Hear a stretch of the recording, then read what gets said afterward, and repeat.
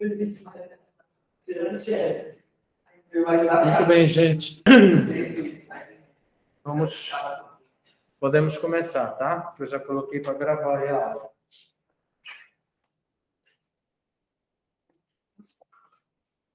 Bom, hoje a gente vai falar um pouquinho, já que vamos apresentar os dois trabalhos. Então, aqui, só explicando, está no mesmo slide os dois trabalhos que nós vamos apresentar hoje. O primeiro que nós vamos falar é o The World According to Garp, do John Even, que é o John nasceu em Exeter, no New Hampshire, sabe como é? Hampshire, em 42 e vive até hoje em Toronto. Ele foi autor de diversos romances, tendo sido O Mundo de Acordo com Garp, de 78, que tem filme de 1982, de maior notoriedade. Além disso, ele também foi lutador, foi professor universitário e praticante de luta livre. Os seus romances foram traduzidos para mais de 35 idiomas, sendo o que teve maior venda, o A Pray for All Men, sei lá. Ele frequentou a Phillips Exeter Academy, onde começou a lutar, que permaneceria sua paixão ao longo da sua vida e também seria um tema recorrente de seus escritos. E lutou academicamente lutou academicamente por causa de uma dislexia. Nesse daqui é ele e o Robin Williams no set do filme. Além de escrever 20 livros, ele competiu como lutador por 20 anos e treinou luta livre até os 47.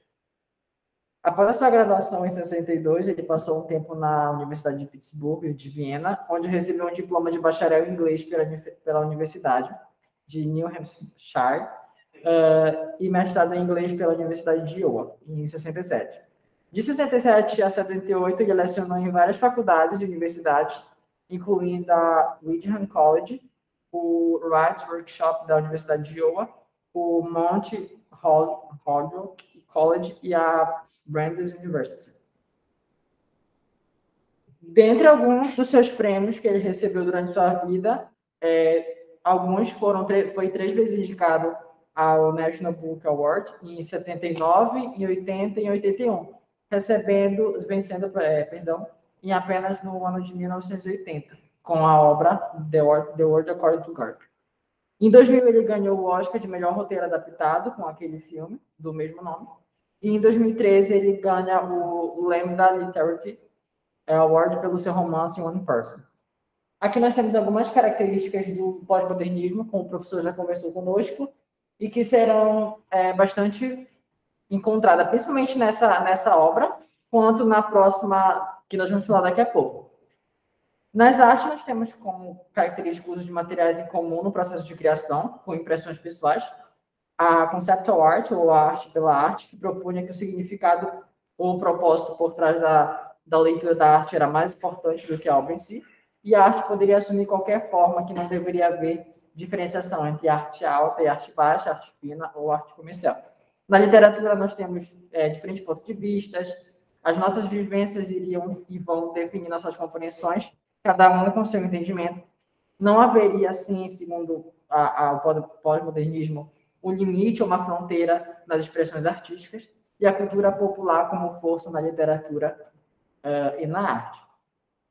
Aqui nós temos também uma das principais obras dele, que são conhecidas por seu enredo envolvente, caracterizações coloridas, humor macabro e exame de questões contemporâneas.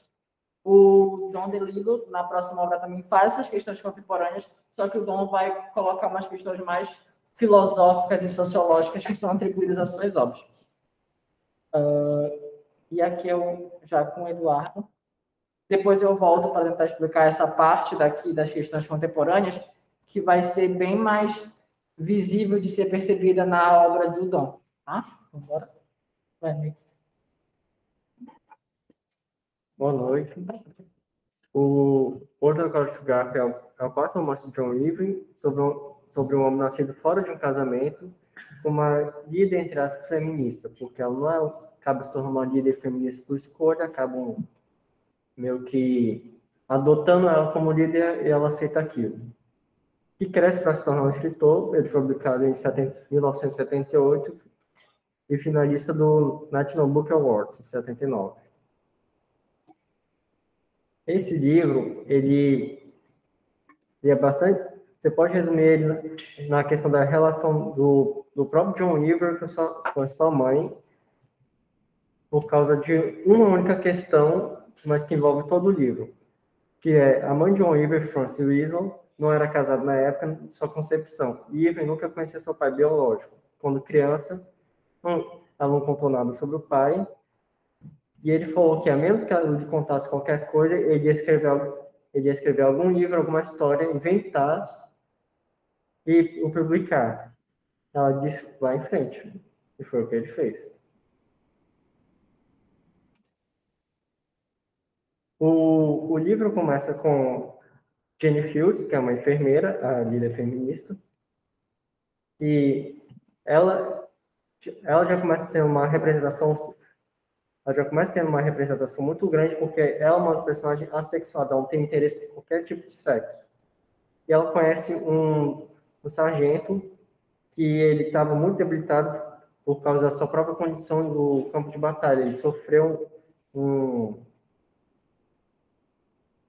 uma deficiência mental e com isso ele não conseguia reagir, ele não conseguia fazer nada, mas ele ainda tinha reflexo. Um deles era ter ereção.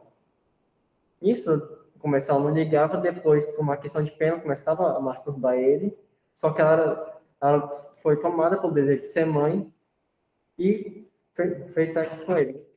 Sexo entre aspas, porque nesse caso nós poderíamos considerar um estupro, querendo ou não, porque ele não consentiu, o sargento. Ele não tinha qualquer consciência do que estava acontecendo. Depois disso, ela se muda e começa a criar seu filho sozinha na Enter School, na Nova Inglaterra, que é uma escola exclusiva para meninos. E ela deu o nome do seu filho de T.S. Garp. T.S., que é uma abreviação de sargento técnico, e é só realmente essas duas iniciais em Garp, que era o próprio nome do pai. Só que o Garp também não sabia quem era o pai dele, assim como o próprio autor. E conforme o Garp ia crescendo, ele se interessava por sexo, luta livre e escrever ficção. Em 61, ele se muda junto para Viena, onde ele escreve sua primeira novela e também começa a escrever sua autobiografia. Uma coisa interessante, quando ele viaja para Viena, é que lá o personagem Garp diz conhecer sua primeira amiga. Ele realmente considera isso, que era uma prostituta. Então, este já é o segundo pé de todo um escândalo sexual que há no livro. A Jane, ela publica seu livro e conhece muitas feministas, conhecendo a história dela, de como ela cuidou de um filho sozinha, manteve seu emprego e tudo mais, e acabam adotando ela como uma líder feminista. Ela acaba sendo uma representante cuidadora de vítimas de estupro, enquanto o Garp ele se casa com Ellen, com H, que são um L, que era professora de inglês e tem 2 filhos, Walt e Duncan. As feministas que a Jane passa a cuidar, elas se nomeavam de Ellen Jamesians. Ellen sem H e com 2 L's, que esse é o nome de uma pessoa que foi uma menina que tinha sido estuprada com uns 13 anos e os estupradores arrancaram sua língua. As feministas, querendo representá-la, fizeram o mesmo e cortaram a própria língua, sendo que a própria Ellen foi contra a isso. E isso é a questão. O papel de casal do Garp e de Ellen, eles são invertidos, porque o Garp ele é um escritor, então ele acaba cuidando de casa, escrevendo seus livros, e ele é um pai muito dedicado, enquanto a Ellen é quem sai para trabalhar, conquistar toda a finança, por assim dizer. Ela faz o trabalho bruto. O Garp, ele, querendo se dedicar mais ao seu trabalho, ele e a esposa contratam uma babá.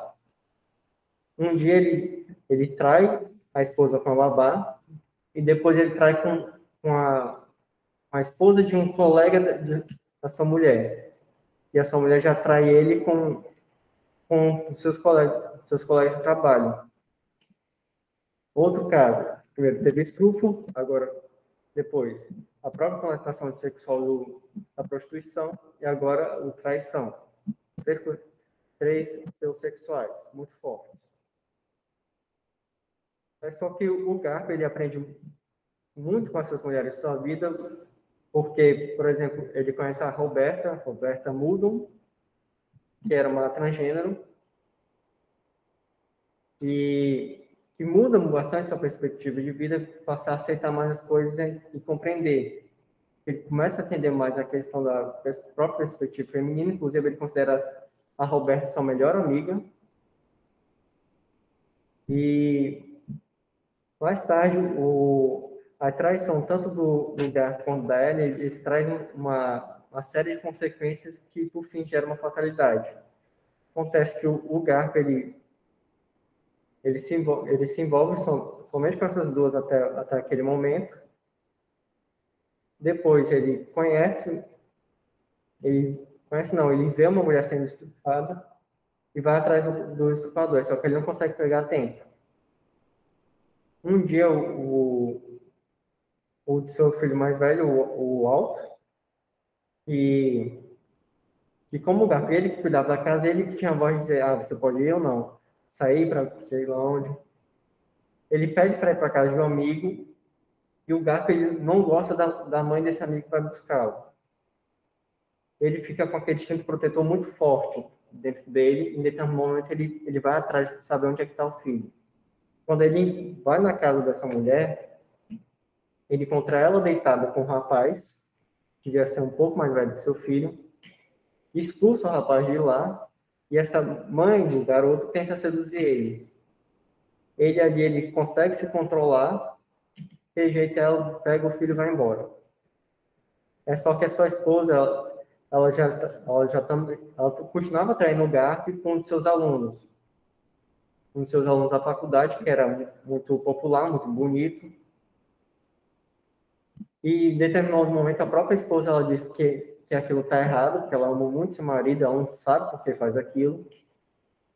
E o Garp, ele, não sem saber, embora ele já começasse a dar os sinais daquilo. Então, o Garp, ele recebe um bilhete de uma outra amante desse homem que a esposa estava se envolvendo, e ele pede para a esposa encerrar aquele relacionamento. Ele pega os filhos, vão para o cinema como uma desculpa para ela fazer isso. Só que, no momento que era para ele terminar, esse amante, ele chega lá, convence ela, e ela desce junto com ele para a garagem, o carro dele estava estacionado na garagem da casa deles, e começa a fazer sexo oral.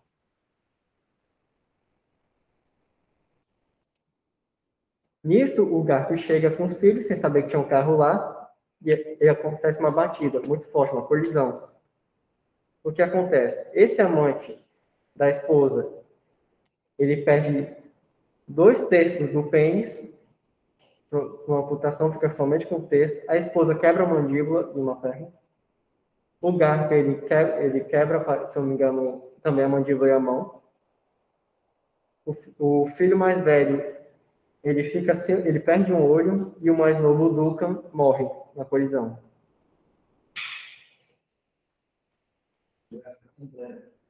Completa. Por isso, cada dia família. Aí, ele e a família, então, se retiram para Elis Manzinhas, onde era a casa da mãe dele, para começar a se cuidar, e lá ele passa por uma fase intensa, onde ele e a esposa se reconciliam, e decidem tentar ter outra filha, que mais tarde eles dão o nome de Jane, o nome da mãe. E nesse tempo que ele estava se recuperando, ele também escreve um romance. Um romance bastante polêmico, que quando o seu editor foi publicar, ele pediu para ele se retirar do país justamente por causa disso, que o romance consistia em uma coisa. Uma mulher é estuprada, ela contrata um detetive para matar o estuprador. É só que essa mulher também tinha um amante, e ela se encontrava com ele cotidianamente. Isso, o detetive investigando, ele encontra o marido de quem tinha contratado e mata o marido achando que ele era o estuprador. Por conta dessa série de polêmicas, o gato vai para outro país e fica lá até as coisas se acalmarem. Nisso, ele descobre que a mãe dele foi... Isso, a Roberta, a sua amiga estrangeira, liga para ele dizendo que a sua mãe tinha sido assassinada. Ele vai para lá, as feministas expulsam ele de lá, porque eles diziam que ele não podia estar lá por ser homem. Mesmo ele se disfarçando de mulher, porque a Roberta já tinha comunicado isso para ele, dizendo que aquilo não era lugar para ele, só quem podia estar lá era a mulher. Então, o Garp, ele volta para o país que ele estava e ele não encontra a esposa. Acontece que ele descobre que o seu cunhado também tinha sido morto, que tinha falecido. Aí ele pega isso com ele depois e volta para cuidar da organização que sua mãe inicialmente tinha feito. Só que o Garp, até aquele momento, ele era uma pessoa muito feliz. Ele, ao mesmo tempo que ele era muito cego pelos seus desejos, ele não tinha muito um norte. Ele era uma pessoa que conseguia ser sensato nos momentos que era preciso, mas ele não tinha como posso dizer isso? Ele não conseguia sentir prazer naquilo que ele fazia. Até que essa série de fatalidades trouxe esse conforto para ele. Ele começou a cuidar dessas vítimas de estupro, começou a dar aulas de luta livre, começou a fazer corrida. E antes dele, ele perguntou para LG Menzies, quando ela já tinha seus 19 anos, se ela queria que ele adotasse ela, para ele cuidar dela. Ela aceitou. Depois de anos, passaram anos, a LG Menzies deu uma doida nela. Numa corrida que o Garp estava fazendo, ela tentou matar ele. Só que ela não conseguiu. Mais para frente, aí isso mudou o Garp, ele volta a escrever. E mais para frente ele vem a ser assassinado enquanto ele estava dando aula de luta. Chega uma mulher lá e atira nele, vestida de enfermeira.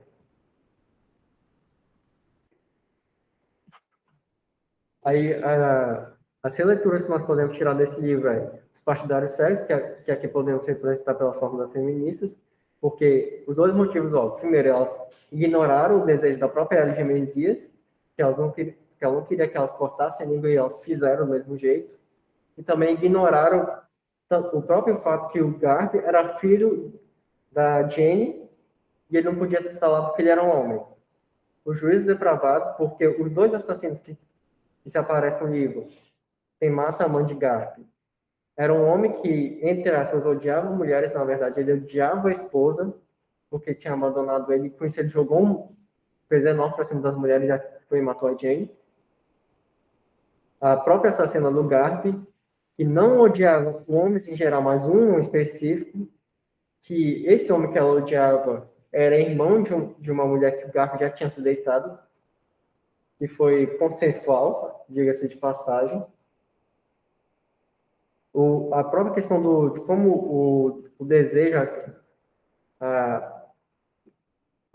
nesse caso, o desejo sexual pode trazer grandes estragos, seja pela própria traição no casamento, que isso por si só já traz um grande estrago. A relação dos filhos, como aqui, também traz a questão da fatalidade de um dos filhos morrer.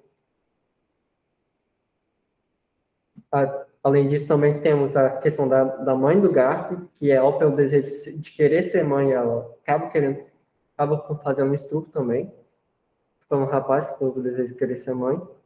A questão da sexualidade, esse livro ele foi muito inovador para ela, de passagem, foi um livro da década de 70, mas já traz consigo dois personagens bastante representativos, foi uma transgênero, homossexual, uma pessoa sexuada, o crime sexual que eu já disse, a intolerância que entra no caso da questão das feministas no enterro,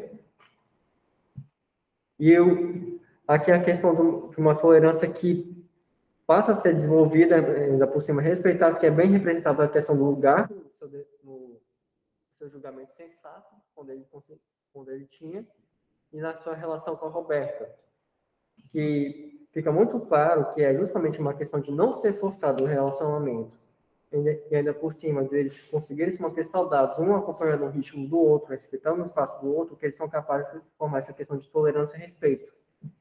Passar a compreender, tanto que o Garp, justamente com essa Roberta, ele passou a entender muito o mundo das mulheres, porque como ele era um homem, que era, diga-se de passagem, ele era um um artilheiro do futebol, ele passou a falar para o Garfield as questões do relacionamento dele, passou a falar dos problemas que as mulheres têm, ligava para ele quando um namorado terminava com ela, chorando.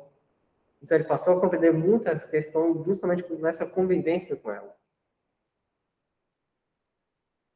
Aqui são as nossas referências desse livro. É interessante a gente ver como faz sentido aquela questão dos problemas sociais estarem agora presentes na literatura e também, principalmente na literatura e nas artes. Não, Vocês vejam quantos temas contemporâneos tem aí no mapa. isso que eu ia falar, além de ser muito contemporâneo, foi bastante inovador para a época. Foi na década de 70, fala bastante sobre a questão de crime, de sexualidade de modo geral. Esses termos, Não. sexo, livre, e amizade colorida, Não, foi com outras coisas pensavam aflorado. Sim, a década de 60 foi bom, mas eu digo assim que a percepção que nós temos disso é mais atual do que naquela época.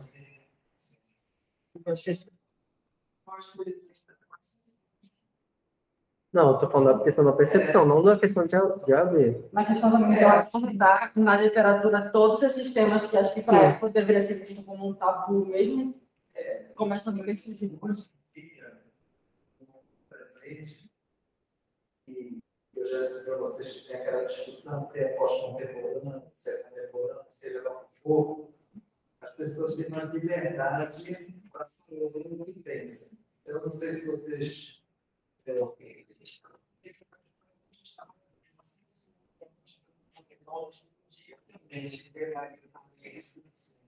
nessa década. Mas, por exemplo, não sei se vocês viram essa semana, se vocês acompanharam isso, mas a Aline Moraes, que é essa atriz que faz a questão da escola, e ela pouco fala. Mas ela teve uma entrevista dizendo que Verdades Secretas 2 era uma verdadeira suruba, uma verdadeira. Foi uma disso, foi. Para vocês saberem a expressão. Era uma verdadeira putaria. Assim ela disse.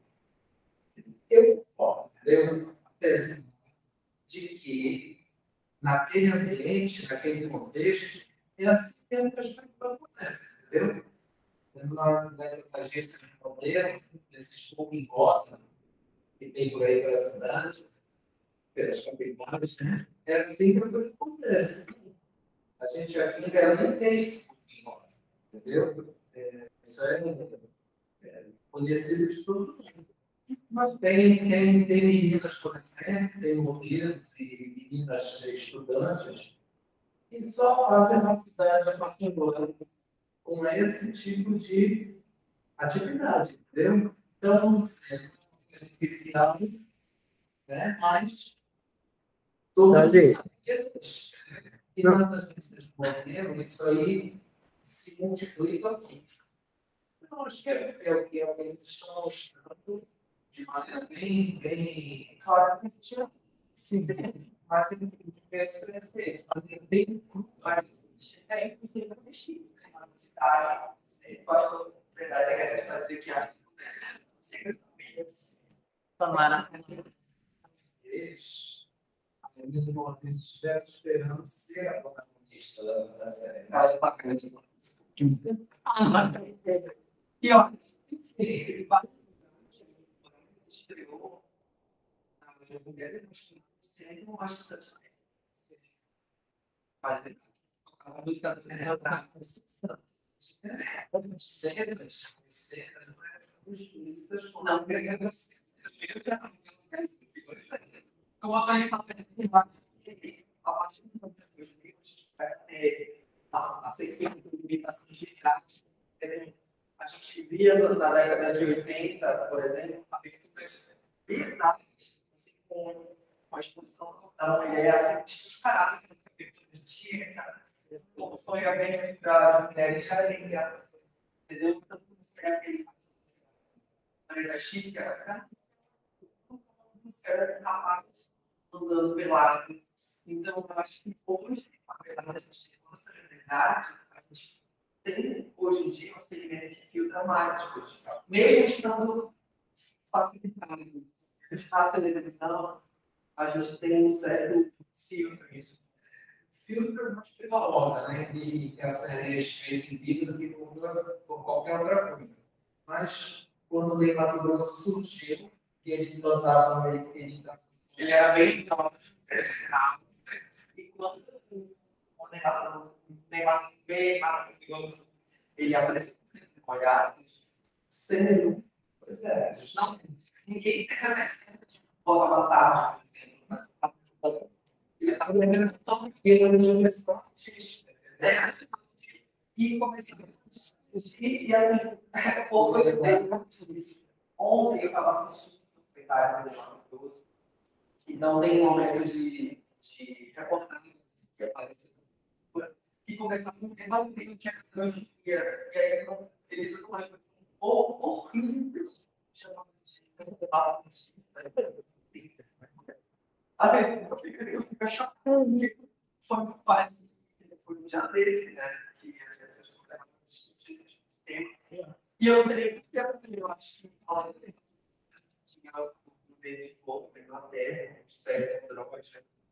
A gente teve. Fred Mercury também não aparecendo. Não.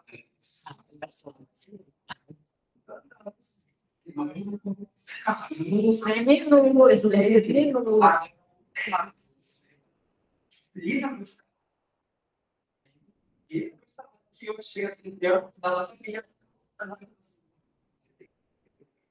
assim, a única coisa que eu sabia era que a expressão facial dos companheiros deu a ideia porque eu quis, quando eles apresentavam eles usavam o texto deles. Quando eles fizeram e viram que os molhados e viram a pintura no dois, dos franceses, eles criaram Essa década de 70 foi uma década de pouco, talvez muito mais intensa do que existe agora.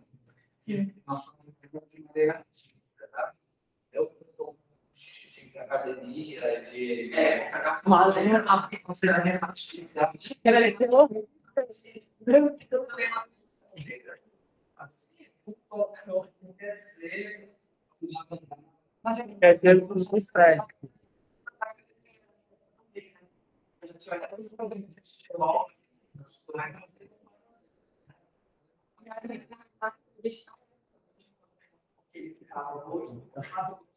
porque já não eu não queria ser reconhecido na rua, porque eu tinha depois que acabasse o curso, até porque o pai dele era militar. Então, tinha a questão da família, de tipo, uma família, do pai, dele super afeminado, desde aquele cantando a minha era assim, até mesmo que engraçado, porque não tinha censura musical, né? Como é que foi o Santoro? Aquilo que eu estou dizendo, foi a década da ousadia do novo artista, entendeu? Então, isso foi uma das coisas que a Dani Moraes falou na entrevista dela.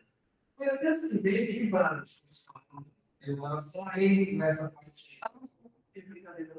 Não. Foi o seguinte.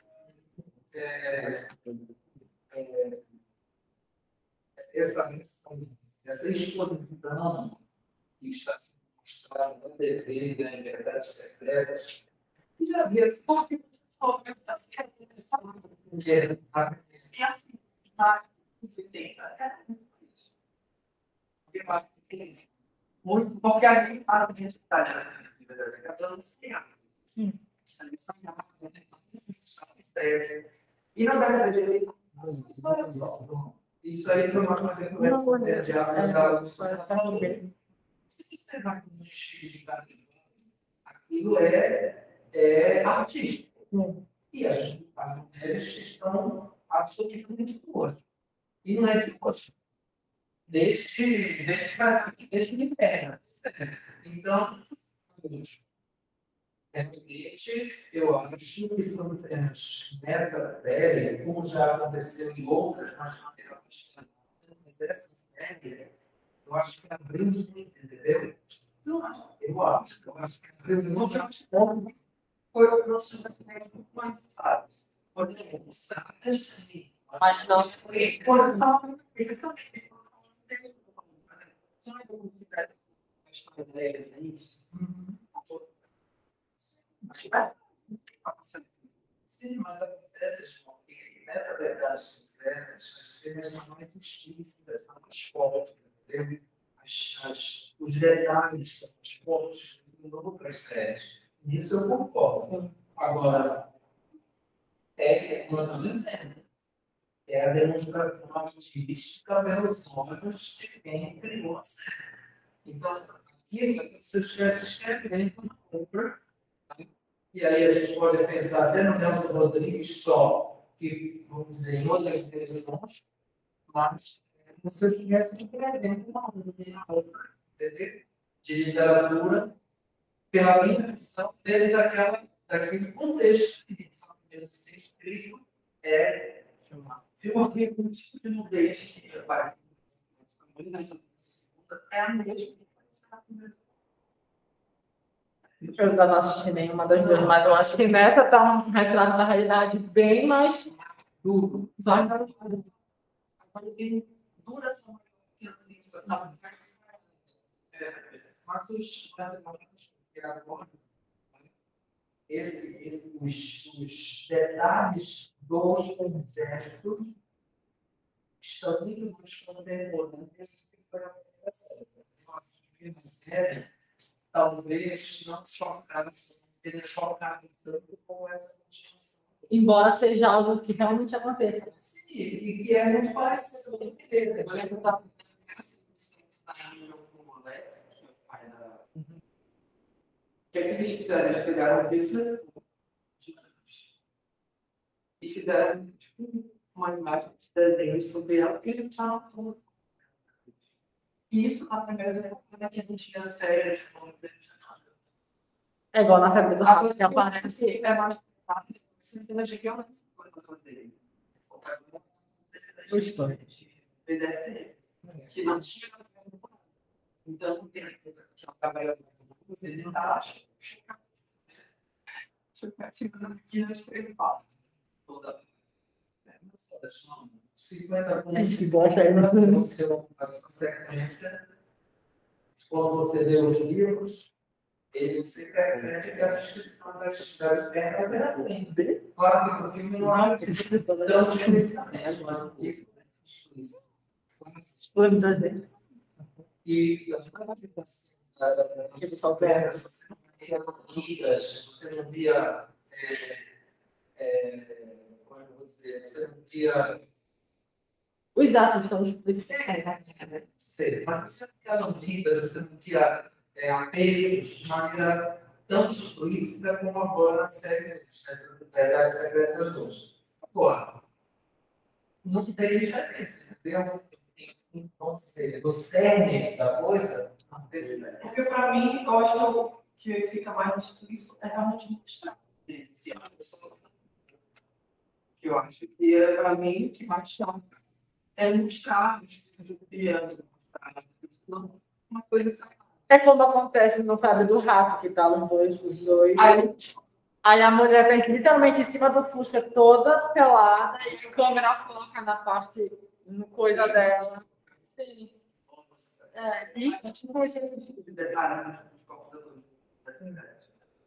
E mostra dentro até que a gente tem coisas. mais espelho dela. Isso a gente tem outro porém aí, né? E é muito difícil você acreditar que numa cena de sexo explícito, as pessoas consigam se controlar ao nível só. Eu fico me perguntando isso. E isso tem um fenômeno muito esquecimento, e ele chega no sentido. formatos você aplica um gel qualquer que te faça desfísico, ele não acredita que não existe uma verdade do outro lado. Essa é a expressão que ele usou.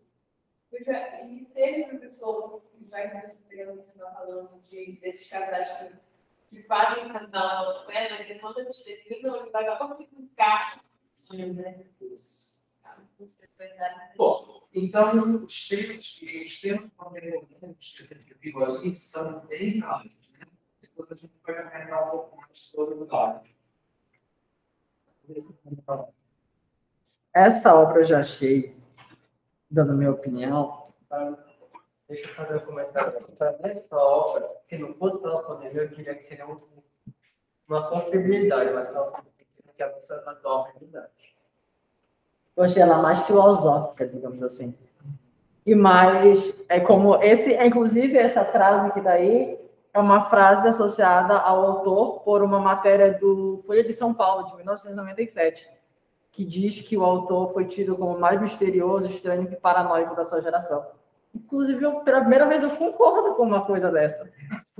Porque, enfim, eu fiquei batendo a cabeça em casa. Enfim. Bom, hoje não. Continuando, o nosso segundo autor é o Don DeLillo, que nasceu no dia 20 de novembro de 1936, em Nova York. Filho de pais italianos e foi criado no bairro do Bronx.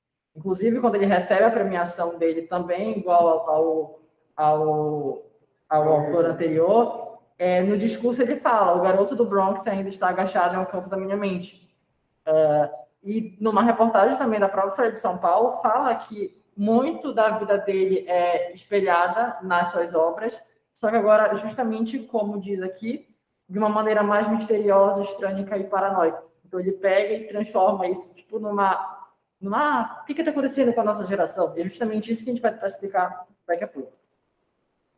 Ele é um romancista norte-americano cujos trabalhos são pós-modernistas e vão retratar uns ou os Estados Unidos marcados pelos excessos materiais e por uma cultura e política de massas vistas como vazia, e uma chamada Mass Society, que vou explicar daqui a pouco, e por uma anomia social. Segundo uma reportagem do Folha de São Paulo, a religião mostrou ao autor que o fim é iminente e está sempre perto. Essa mesma reportagem aponta que os livros do DeLillo, de uma maneira quase prosaica, com uma escrita que se afasta de todos os modos da soberba e da pretensão, tentam expor, e é isso que é interessante a gente pensar agora, as formas escolhidas pela civilização para que a tragédia aconteça. E a gente vai ver isso muito quando o Eduardo for falar da obra, que isso vai fazer muito mais sentido. E, de certa maneira, a paranoia de DeLillo é uma questão de fé.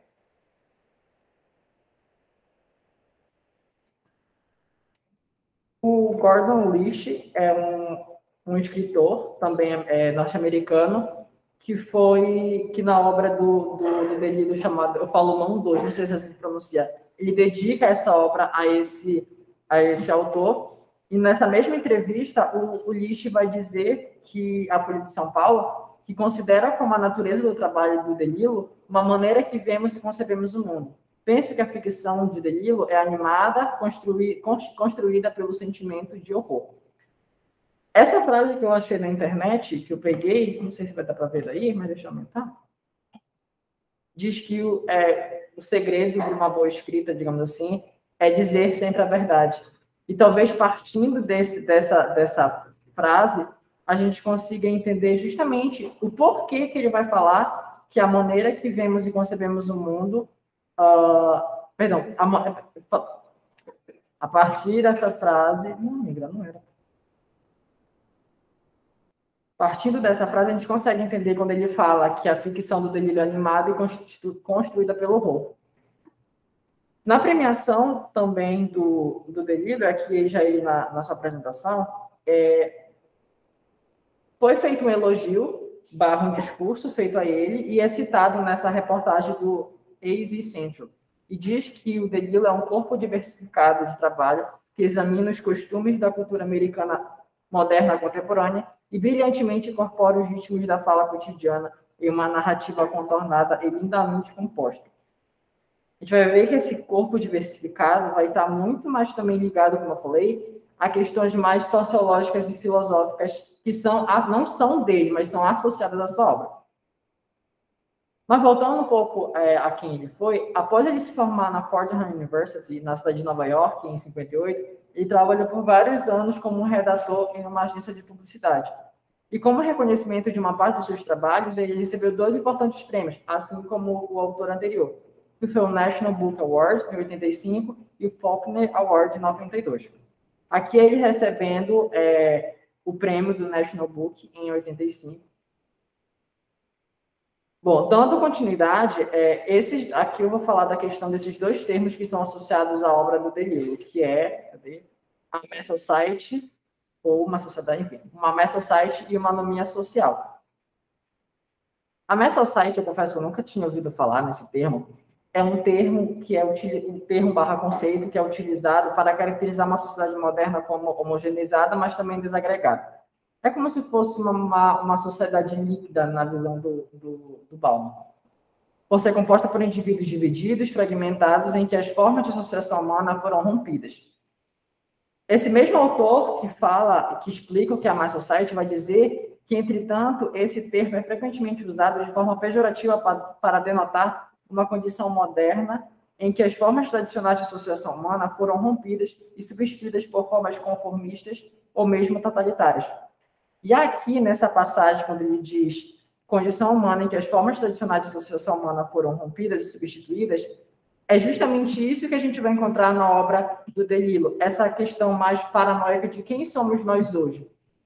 Uma outra autora, a Zara, em 2007, ela vai dizer que isso mostra a questão da Mass Society, que a mídia também tem uma grande influência na formação da mente e da percepção, que o Eduardo vai falar logo no início do trabalho, bem como as classes sociais. Ela também vai afirmar que não há percepção alternativa na mídia e que as ações da mídia vão refletir na sociedade de massa. Também foi assumido que a mídia de massa é superior à cultura e pode, inevitavelmente, causar o declínio da civilização. Essa questão de que a mídia de massa é superior à cultura é muito semelhante ao que o Durkheim vai falar, na questão de que a sociedade precedia os indivíduos e agia sobre eles. O outro termo que me chamou muito mais atenção, porque eu não conhecia, é o anomia, ou anomia social. Basicamente, nomia significa, vem do grego, e significa regra, lei ou uso. E é composto também pelo prefixo a, que vem do latim e significa ausência, como na palavra aluno, que tem luno vindo de lumia, e esse a ausência de uma luz. Então, sendo assim, a anomia seria essa ausência de uma moral ou de uma norma. Só que aqui a gente tem 2 noções e visões do que seria uma moral, para Durkheim e para Maria Helena Chauí. Para Maria Helena, a moral seria os valores concernentes ao bem e ao mal, e ao permitido e ao proibido, a conduta correta, válida para todos os membros. Já o Durkheim vai falar algo semelhante a isso, mas ele vai dizer que a moral é tudo que é fonte de solidariedade, tudo que força o indivíduo a contar com o seu próximo, a regular seus movimentos com base em outra coisa que não os impulsos de seu egoísmo. E a partir dessa definição de moral, que essas 2 autoras, a Moldenut e a Arai, vão dizer e vão apontar, melhor dizendo, que os fatos morais são fundamentais para a integração dos homens à vida social, uma vez que a moral estabelece regras de convívio que coagem os indivíduos a respeitarem o próximo. Sendo assim, segundo Marina Chauí, os nossos sentimentos, as nossas condutas, as nossas ações, nossos comportamentos são modelados pelas condições em que vivemos. E é o que o autor vai tentar ficar nessa paranoia e vai acabar criticando. Somos, então, formados pelos nossos costumes de nossa sociedade, que nos educa para respeitarmos e reproduzirmos os valores propostos por ela como bons e, portanto, como obrigações. Então, partindo dessas 2 definições, a gente tem na obra algumas questões feitas pelo autor, de que em uma sociedade pós-moderna, onde está e o que se configura como sendo uma norma ou uma moral social? Quem somos nós nessa sociedade fragmentada e, por vezes, pós-modernas, e a visão de que tudo é efêmero? Além disso, é a questão como eu falei na obra anterior, da questão de que a cultura popular vem à tona também na literatura, vai fazer com que o autor, o Delilo, fique se perguntando, então, qual qual será a nossa moral se nós estamos numa sociedade fragmentada e, por vezes, individualizada? Continuando, as autoras desse artigo, então, vão usar essa anomia em Durkheim justamente porque, segundo Machado e outros, este teórico procurava entender a unidade social em um mundo cada vez mais dividido pela especialização do trabalho. Aqui ele fala trabalho porque o artigo dela vai associar essa questão de anomia social e moralidade justamente no trabalho de Durkheim. Machado vai dizer que ele, no caso do Durkheim, se perguntava como os indivíduos tão diferentes em funções sociais, tão diferentes, poderiam se integrar socialmente. Então, a sociedade, segundo Durkheim, precedia os indivíduos e agia sobre eles, determinando suas formas de ser. Sendo assim, então, o bom funcionamento de todo o corpo social são regulados pela moral. Logo, se a moral encontra-se abalada, os valores entram em conflito e as normas sociais ficam em desordem, a solidariedade diminui e a coesão social entra em um estado de doença. E, novamente, como eu já falei pela terceira vez, é isso que fará com que o Delilo seja visto, como foi dito aqui, como misterioso, estranho e paranoico. E todos os sites que nós pesquisamos sempre falavam a mesma coisa, que ele era muito recluso, ele era muito na dele, era como se fosse um antissocial. Talvez seja por isso que ele fique fazendo esses questionamentos, tendo essas paranoias, de que como nós podemos hoje, uma sociedade pós-moderna, contemporânea, fragmentada por vezes, fragmentada por vezes, saber quem somos nós. Então, todas essas questões, principalmente essas questões, são associadas à obra e não são conceito dele, justamente por conta dos teóricos, enfim, cientistas, verem nessas obras, principalmente no White Noise, tais conceitos. E a partir desses conceitos que eles vão trabalhar, no caso, na sociologia ou na filosofia, todos esses termos para tentar explicar quem somos nós hoje em uma sociedade contemporânea. Pode falar. O White Noise, ele é escrito na primeira pessoa, na perspectiva do Jack Lane, que é o nosso protagonista. Então, tem muitas coisas que não ficam bastante claras por causa disso. E ele é um personagem que se preocupa abertamente com a questão da morte. Ele é muito paranoico com isso. Tanto ele quanto sua esposa, só que os dois têm forma diferente de lidar. A trama se situa numa faculdade bucólica do meio oeste, que é o The College on the Hill, que o Jack ele é um professor profissional como pioneiro no campo de estudos de Hitler. Ele já foi casado mais de 4 vezes, e com a atual esposa ele tem uma verdadeira ninharia de filhos. O nome dessa esposa é Babette. E a obra em si, eles exploram bastante a questão do bastante temas, como o próprio consumismo, a paranoia, o desenvolvimento tecnológico e a consequência que isso pode trazer para nós, nesse caso aqui, sobre uma doença, o próprio uso da mídia com as informações que elas são feitas e como a paranoia somado à evolução tecnológica, seja pelo bônus ou pelo dano que ela traz, com a mídia, junto ao que nós absorvemos do nosso próprio meio, pode nos induzir a cometer tais atos. E nesse caso seria uma degeneração da própria sociedade e da humanidade. Essa obra ela foi publicada em janeiro de 85 e bateu quase no mesmo momento que aconteceu um desastre em Bhopal, que foi um desastre que aconteceu na Índia, onde um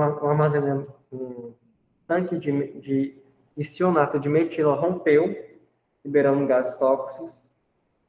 Aí começou a sair uma fumaça branca da fábrica, as pessoas escutaram um sino tocando, eles pensaram que foi um incêndio, eles foram correndo para ajudar, sem saber que, na verdade, eles iam ser intoxicados. Com isso, muitas pessoas foram intoxicadas, elas morriam no meio da rua, elas vomitavam até a morte, elas defecavam até a morte, outras ficavam doentes por conta da própria contaminação de uns com os outros.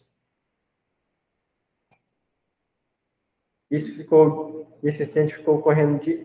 alarme ficou correndo direto durante semanas, e basicamente, você pode resumir essa situação ao que ocorre no livro. O que acontece no livro é o Jack Lane, que é o nosso protagonista, ele é o presidente do departamento de estudo da College Hill, baseado no estudo de Hitler, uma cidade chamada Blacksmith.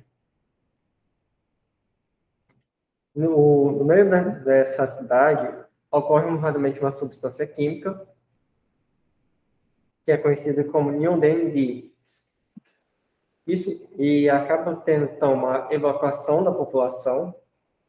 O Jack, ele fica exposto a essa toxina, no momento que ele encheu o tanque para poder sair com a família, e ele encontra um rapaz da equipe de evacuação chamado SEMUVAC. SEMUVAC era a abreviação de simulação de evacuação. E ele até questionou, por que simulação de evacuação?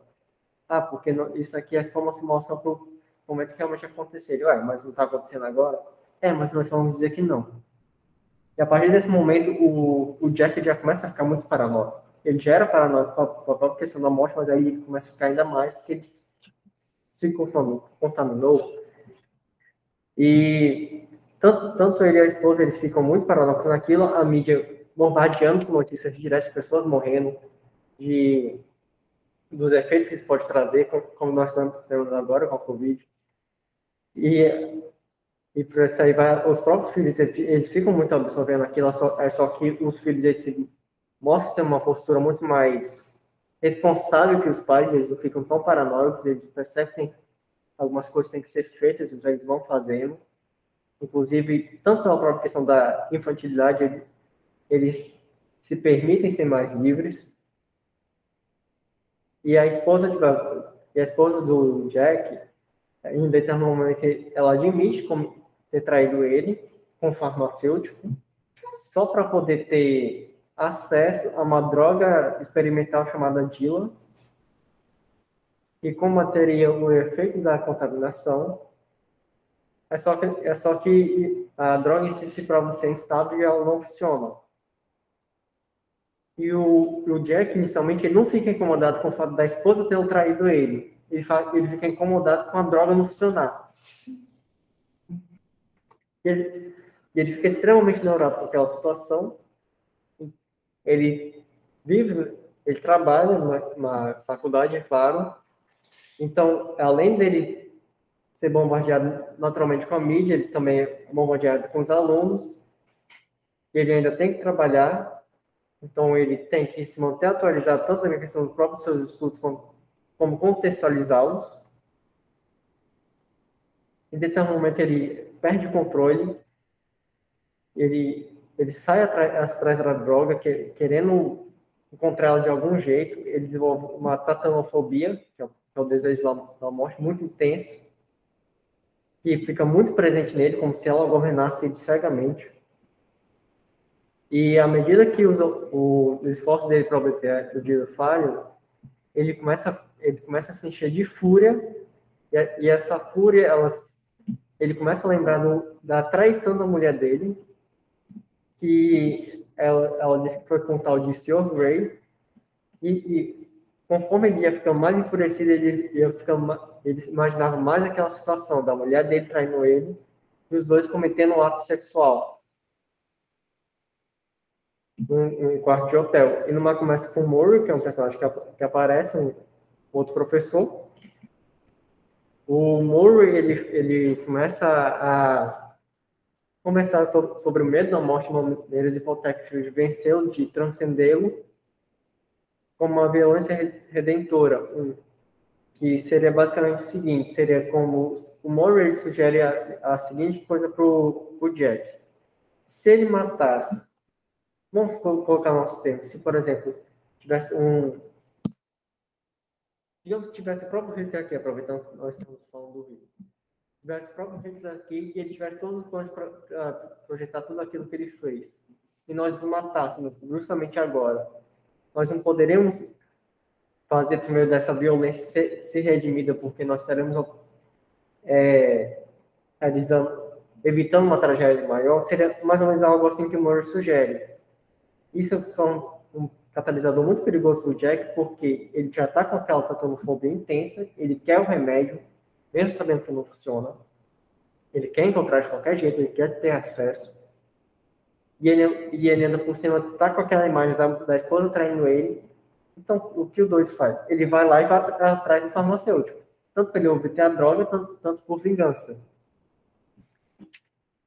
Aí, o Jack, ele acaba encontrando o Willie Mink, que é um farmacêutico, que esse farmacêutico, eles estão viciados em usar Dila, que é a droga que não funciona, que o deixou, na verdade, muito caquete, muito insano.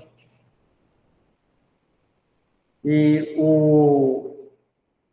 se não me engano, é uma pistola. O Jack, ele atira no Gray, em determinado momento ele ia pegar a mão para tentar parecer suicídio, e nesse momento o Gray, ele atira no pulso do Jack. Isso ele tem uma espécie de epifania, ele diz, aquilo não vale a pena. Então ele pega o seu Gray e leva para o hospital, querendo salvar ele. Na verdade, o ato dele, essa agressão dele, essa paranoia, o levou a tentar cometer um crime, mas só que essa tentativa de um crime, na verdade, é o que redime ele. Que é o momento que ele tem a verdadeira oportunidade de dizer, isso ali não vai dar certo, é perda de tempo. Então ele pega o seu Gray e leva para um hospital. Um hospital que era regido por freiras, que, na verdade, elas dizem uma coisa muito interessante para o Jack, inclusive eu pus aqui, porque acontece que essas freiras elas não acreditavam em Deus. O que elas dizem é, nossa pretensão é uma dedicação. Alguém deve parecer acreditar. Nossas vidas não são menos sérias do que se professássemos uma verdadeira fé, uma verdadeira crença. À medida que a crença se afasta do mundo, as pessoas acham mais necessário do que nunca que alguém acredite. Homens de olhos arregalados em cavernas, freiras de preto, monges que não falam, precisamos acreditar. Todos, crianças, aqueles que abandonaram a fé, ainda devem acreditar em nós. Eles têm certeza de que estão certos em não acreditar, mas sabem que a fé não deve desaparecer completamente. Isso é muito importante, porque o que ela diz até esse momento é muito importante, porque, novamente, ela não acredita em Deus, mas ela está dizendo que, apesar delas não crerem em Deus, elas têm que se pôr naquela postura de ser uma espécie de pilar para que os outros enxerguem elas. O inferno é quando ninguém acredita. Sempre deve haver crentes, tolos, idiotas, aqueles que ouvem vozes, aqueles que falam em línguas, nós somos seus lunáticos, entregando nossas vidas para tornar possível a sua descrença. Você tem certeza que está certo, mas não quer que todos pensem como você. Na verdade, não há verdade sem tolos. Somos suas tolas, suas loucas, levamos de madrugada para rezar, acendendo velas, pedindo status para boa saúde e longa vida. Então, a própria questão da tatonofobia e da paranoia dele, eles são muito consumistas, tanto o Jack quanto a esposa, a perspectiva de ganhar mais para aproveitar mais, entre aspas. Isso é muito importante, porque na cena no último capítulo do livro acontece que o Jack ele decide sair de casa, ele decide apreciar a vista do pôr do sol, que estava uma cena como se tivesse uma espécie de névoa produzindo uma bela visão, só que na verdade a névoa era a própria nuvem tóxica. As filhas dele acompanham ele e ficam em silêncio por uma questão de respeito, e o seu filho, o mais novo, ele estava sendo bombardeado por som de buzina, ele estava com muitas coisas da mídia na cabeça também. Ele conseguia ouvir televisão de longe, notícias de rádio, e o menino estava andando de triciclo no meio da rua. Por essa visão dele, essa audição dele está sendo muito apurada pela questão da mídia e seu próprio pensamento, um caminhão quase bate nele, ele consegue desviar por pouco e milagrosamente ele cai no bueiro, conseguindo escapar da morte. É só que nisso que ele cai no bueiro, parece que para ele nada daquilo mais importa. Como se ele não precisasse escutar mais nada daquilo. E é assim que acaba o livro, mostrando uma cena do supermercado, onde mostra a questão das cores vivas, se afastando dos itens tocados com cores vivas, que ficam bastante na memória da gente que está lendo, porque fica com imagens das prateleiras e tabloides do supermercado contendo os cultos dos famosos e dos mortos. A releitura que nós temos aqui do livro é a questão da morte, a própria paranoia que nós temos, que é muito acentuada, seja pela questão de uma doença, seja pelas notícias que recebemos ou pela convivência. A academia, porque dentro da academia, dentro da faculdade que o Jack ensinava, ele não conseguia impor um respeito devido. Isso não era caráter exclusivo dele, podia se ver muitos de outros professores também, como se os alunos não estivessem nem aí. E que eles ainda tentavam trazer isso para a questão do próprio contexto do aluno, só que era muito recebido com ironia e sarcasmo. Eu não diria que é muito diferente do contexto atual nosso. A infância, como eu disse, as crianças elas são tratadas como sendo mais inteligentes e maturas que os adultos, porque apesar de elas receberem a notícia da mídia, elas também se provêm muito mais liberdade, elas dizem, ok, eu não preciso me preocupar com isso. Então elas sabem ter aquele controle do que precisa, que não precisa, mesmo que inconsciente. Na América do Rio e do Branco, são em geral as mais vigilantes, porque elas conseguem se manter atentas àquilo que têm que ficar preocupadas. E se pronunciam seus pais, e as crianças têm postura normalmente esperada de alunos, mas os pais têm uma sensação constante de dúvida que os faz parecer maturos e paranoicos. A religião aqui, também, que é bem retratada pela questão da freira, eu não diria que é apenas a religião, mas de qualquer uma posição que, não apenas social, mas até mesmo de trabalho, que se ele é alguma coisa, ele pelo menos deve parecer, porque nós precisamos dessa imagem, que foi muito bem sintetizada pela frase da freira. E é isso.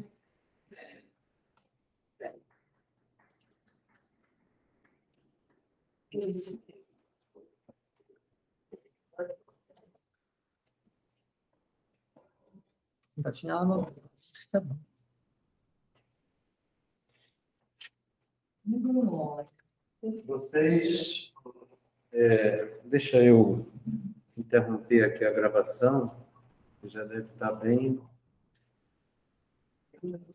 Bom,